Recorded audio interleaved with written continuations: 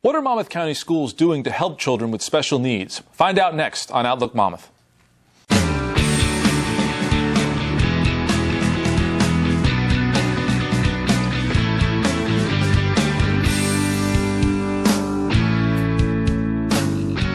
Welcome to Outlook Monmouth. I'm Armin McCumber, your host.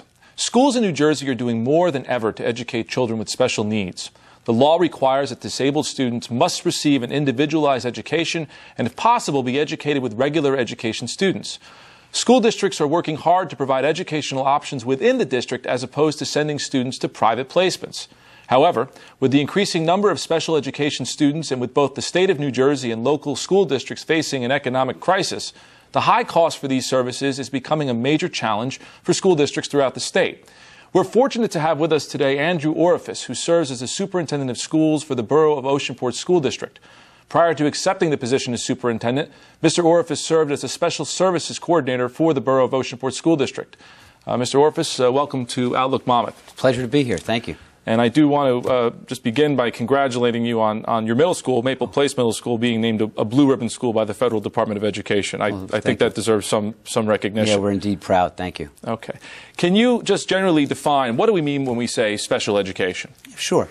Special education would refer to a student who is, through a referral by a parent, teacher, state body, such as a Division of Family Services or an early intervention service, is referred and being identified as perhaps having a disability. Now, once that referral is put into place, they are subsequently evaluated by a school's child study team, which has professionals that are trained in those areas, and ultimately they are classified as having a disability.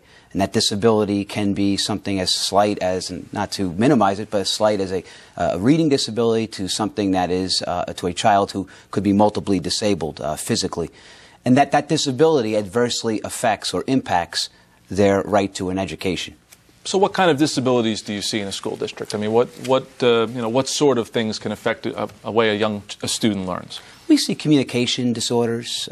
We see reading difficulties. We see students who are autistic. So there's a whole host of ways in which children are classified as being disabled. I mentioned in the opening that the law requires that children who are disabled and have been classified through this process receive an individualized education. Mm-hmm. What does that mean?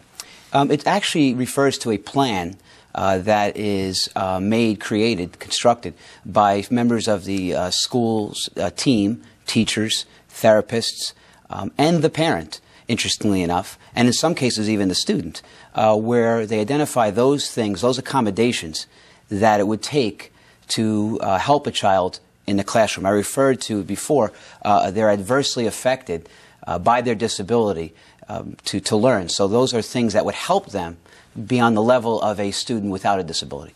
Now, it used to be in the bad old days that if a child had a disability, you would isolate that child or send them to another school or another classroom or keep them apart from the general student population. I take it that's hopefully no longer the case. Thankfully, it's no longer the case. So what do schools do now? I mean, do they incorporate children with disabilities in a general education environment? For the most part, we were actually mandated to be as inclusive as possible, inclusive in what we call the mainstream, the typical regular classroom, if you will. And that could mean a child, in order to be in that classroom, could have the assistance of an aide, could mean that the teacher needs to repeat and clarify directions. It could be preferential seating. Perhaps the student should be sitting in the front of the room to hear better. But it's to, yes, put them in a regular classroom. And the dividends, the benefits are tremendous. Why is that important to have them in a general education environment with other students? Sure. When we see students with a disability amongst what we call typically developing peers or regular ed students, and you hate to use that word regular ed versus special ed, but it is language of the code. We see that they're challenged. They see ways to read, study. So they generally try to emulate those pro-social and positive behaviors and study skills. But it's also good for those students to be exposed to students who are not like themselves. Makes the world a better place. What's a pro-social study skill? Well, they're separate, but pro-social skills. Those are skills where you look a person in the eye when you speak. You have a greeting with a handshake. Those things that some students with disabilities struggle with. And study skills, even developing that? Absolutely. How to take notes, how to organize, how to even write down homework, and be able to put the books necessary for homework in your book bag and take it home. How do you recognize when a child has a disability? How do you decide that something rises to the level of a disability that impacts a child's education, and that at that point they're going to receive some additional services? For a school-age child, generally it is done by teachers who obviously have experience and training where they can see a difference, or they can in some cases hear a difference in terms of speech. However, before school age, it's typically a parent, could be a pediatrician or some other social service organization that would see it, recognize it. Perhaps they've had a child older and they are comparing their development, so they would alert the schools. Oftentimes it is, though, the teaching staff that would refer a child because they're all there to help.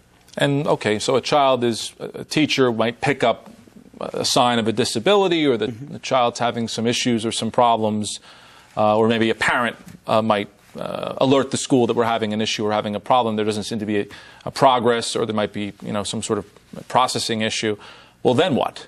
At that point, okay, there's been a referral. Then what does the school do? Well, the referral comes in the form of a letter, phone call. The school has strict time frames by the code to set up a planning meeting to invite the parent in. By the way, the parent can bring an outside body, even a pediatrician, a therapist that they might be working with, and they have to set up what we call a planning meeting, and that's to go over the nature of their information. Could be a physician's report, a therapist's report. Hear their concerns, listen to them. That's the key, and then decide what tests, if necessary, they would like to do to try to go further to identify what the child may be lagging on. So if a parent suspects anything, and I think, I'm the father of a young daughter. I know you're the father as well. If you suspect something, if you see something, don't wait. Immediately report it to the district. Is that your advice? Absolutely. Try to be proactive and get the information out as quickly as possible. Especially when you're before you're 4 years old. If you're 3 years old, 2 years old, you should already be, first of all, been referred to maybe early intervention if it's something that's glaring or your physician has recommended it. But you should alert the school district by phone, by letter. Let them know so they can plan. And they could also give you advice. Although you may not be theirs in terms of age yet, they can help you and lead you in the directions to seek assistance until they are of school age. And, okay, so there's a referral, and you set up this planning meeting. And what is the purpose of the planning meeting? You decide what evaluations are going to be necessary? There's several types of evaluations, and the school should do their due diligence, explain them very carefully. What kind of evaluations are there? Typically, there's an educational evaluation, which is conducted by the school's learning consultant. There's a psychological evaluation, generally conducted by the school psychologist. And these are just tests? Are they... They're a battery of tests with very specific items on them, from letter reading, just to give you an example. And they are very specific in terms of when they're scored. A parent has a better window, a more specific window or a specific idea of the nature of the disability. And, by the way, the child study team may say that your child really does not have a disability.